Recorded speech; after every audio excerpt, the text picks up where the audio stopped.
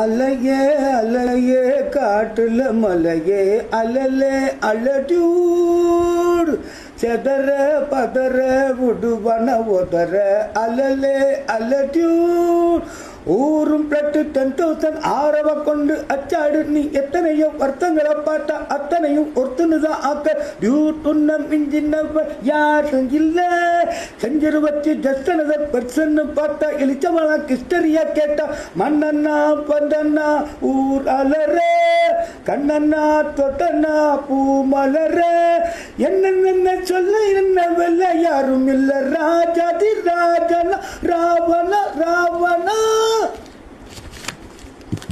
அத்தான பாத்திங்க நான் காத்திருக்கேன் நெஞ்சு ஏங்கிருக்கேன் நான் பார்க்க வானத்தை தாண்டியும் வந்து என் காதல காமிப்பேன் நான் என் மூச்சவன் பேச்சவன் பேர் சொல்லும் அழகவன் எனக்குள்ள கலக்குற ஆக்கிச்சம் நல்லவன் யாரவன் ஊர் சொல்லும் ஸ்டார் அவன் தான் என்னவனா ஒரு அலையவ கலையவ அழகிய நிலவவ நிலவிலும் ஜொலிக்கிற நிரந்தர ஒளியவ சரியவ தவறவ சிரிக்கிற சிரிப்புக்கு அவதான் காரணமா மன்னவா வந்தண்ணா ஊரலற கண்ணண்ணா தொட்டண்ணா பூ மலர என்ன சொல்ல என்ன வெல்ல யாரும் இல்ல ராஜாதி ராஜனா ராவண ராவணா. யாருப்பா இந்த தாத்தா ஜென்சி சாங்கை இந்த வயசுல இவ்வளோ என்ஜாய் பண்ணி பாடுறாருன்னு பலருமே இந்த வீடியோவை விரும்பி பார்த்து ஷேர் பண்ணிட்டு வராங்க.